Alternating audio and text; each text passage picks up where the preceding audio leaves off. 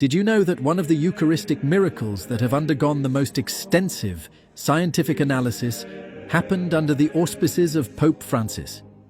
At that time, Archbishop Jorge Bergoglio, on August 18, 1996, in the Church of Santa Maria y Caballito Almagro in Buenos Aires, Argentina. At 7 o'clock in the evening on August 18, 1996, Father Alejandro Pezet was saying Holy Mass at a Catholic church in the commercial center of Buenos Aires. As he was finishing distributing Holy Communion, a woman came up to tell him that she had found a discarded Holy Host on a candle holder at the back of the church. On going to the spot indicated, Father Alejandro saw the defiled host. Since he was unable to consume it, he placed it in a container of water and put it away in the tabernacle of the Chapel of the Blessed Sacrament. On Monday, August 26th, upon opening the tabernacle, he saw to his amazement that the host had turned into a bloody substance.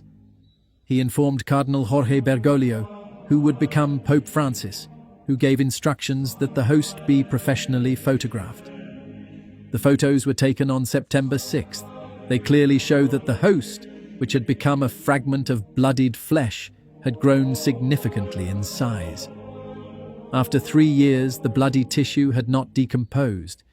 This is truly extraordinary and virtually impossible to explain through natural causation, particularly because no special attempt was made to preserve it.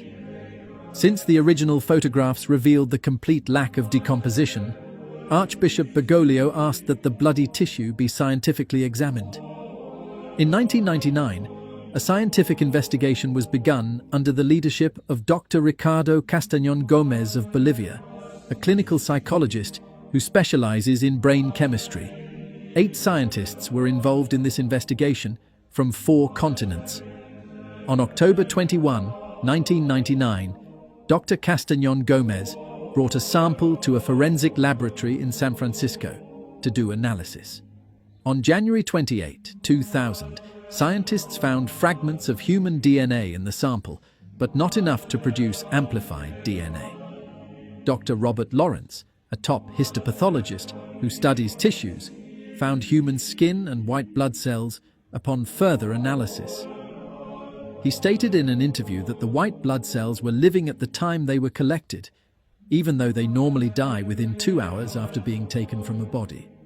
In 2001, Dr. Castañón Gómez sent samples to Dr. Edoardo Linoli in Arezzo, Italy, who said the sample was heart tissue and had white blood cells.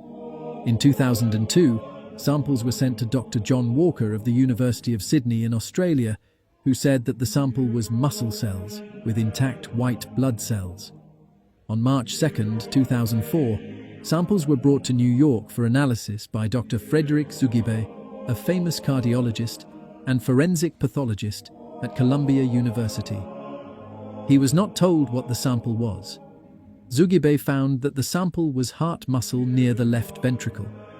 It was inflamed and had white blood cells, meaning the heart was alive and pumping when the sample was taken. The heart showed signs of being under severe stress. Dr. Zugibe testified that the analyzed material is a fragment of the heart muscle found in the wall of the left ventricle, close to the valves. This muscle is responsible for the contraction of the heart. It should be borne in mind that the left cardiac ventricle pumps blood to all parts of the body. The heart muscle is in an inflammatory condition and contains a large number of white blood cells. This indicates that the heart was alive at the time the sample was taken. It is my contention that the heart was alive, since white blood cells die outside a living organism.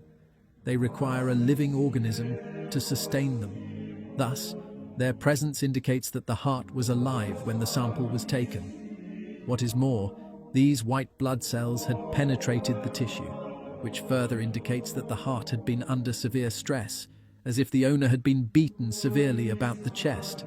After completing the studies, he remarked, "You have to explain one thing to me. If this sample came from a dead person, how could it be that while I was examining it, the cells of the sample were moving and pulsating? If the heart came from someone who died in 1996, how could it still be alive? When he was informed that the samples had been taken from the miraculous host, Tazugibé was speechless. He stated, "This will remain an inexplicable mystery to science, a mystery totally beyond his competence." What is so remarkable about this testimony is not so much that the tissues came from the wall of the left ventricle, but that white blood cells were present in large numbers in it, meaning the tissue was removed from a heart that was still alive and pumping. Dr. Ricardo Castañón Gómez was an atheist when he began the investigation, but converted to Catholicism by the end of this investigation.